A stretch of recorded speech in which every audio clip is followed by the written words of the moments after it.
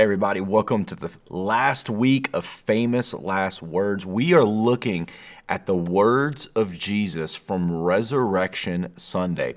And Luke chapter 24 gives us an account. This is a really cool account. So Jesus is talking to the disciples, and in verses 38 through 40, he says this. He asks two questions. He goes, "Why are you frightened?" he asked. "Why are your hearts filled with doubt? Look at my hands, look at my feet. You can see that it's really me.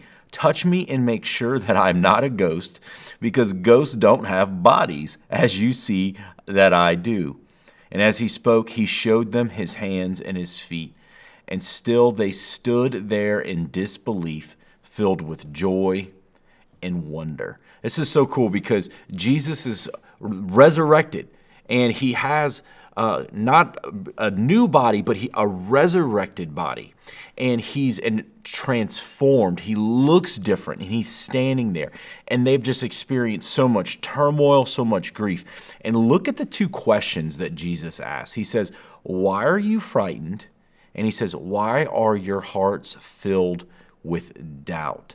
You know, what's crazy to me is the connection in the Bible between these two concepts, the concepts of fear and doubt. And what happens is that when we become afraid, when we start to fear something, what happens in our souls is we begin to magnify that thing bigger than God. And so our doubt in God grows as our fear of something else grows. And Jesus comes in and he asks these questions. And I love this about Jesus because he is not afraid of our fears, and he's not afraid of our doubts. He doesn't shy away. Instead, he actually speaks directly to them. He asks these questions. He's like, "Why are you afraid? Why do you have so much doubt in your heart?" And look what he does. This is so interesting.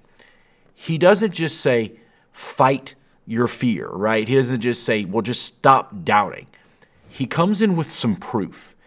This is one of the coolest pictures in all of Scripture because here the resurrected Jesus in a glorified body still has the scars of the crucifixion on his hands and on his feet. He comes in and he says, "Look, you can feel my body. This is real. I'm not an apparition. I'm not some spirit ghost. I have a real physical body. But I don't look like the last time I looked when you saw me. But you want to know it's me? Look at my hands and look at my feet." And what's so interesting is even in the glorified, resurrected body of Jesus, he still had these scars. Now, these are not scars because he's still in pain or that he's being punished. These are actually trophies. These are proof of purchase. You know, when you go to the store and maybe you buy like some cereal, there's a little thing at the bottom that says proof of purchase, and you can cut it off and maybe mail it in and get a reward. Well, the proof of purchase is the proof that the price was actually paid. And Jesus is standing before his disciples and he says, "You see the scars? They're real because the price that I paid is real.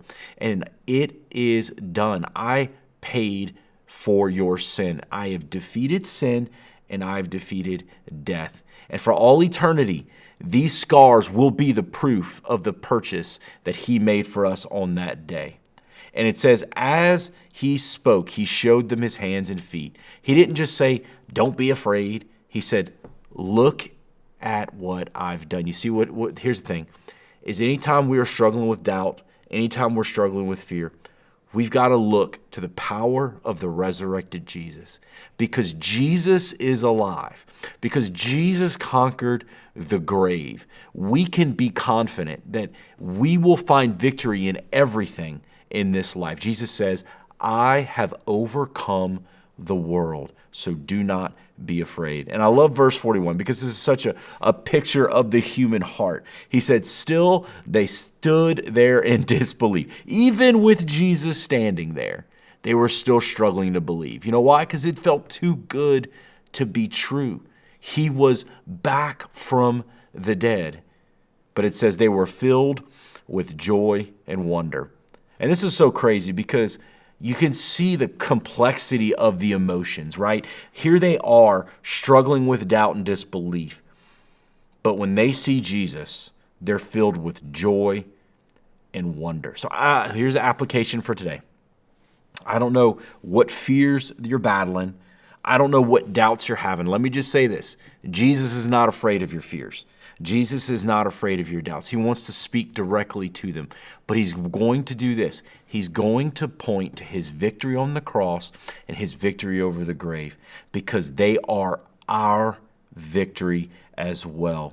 And here's the thing. Even in your disbelief, even in your doubt and your fear, you can still find joy and wonder in the presence of Jesus. So I just want you to take some time today, and I just want you to think this special week as we've celebrated Easter, think about the power of the resurrection. These words, these resurrection words are so powerful for you and for me, because Jesus wants the resurrection to fill us with joy and wonder. Look, it's been a great day. We'll be back tomorrow.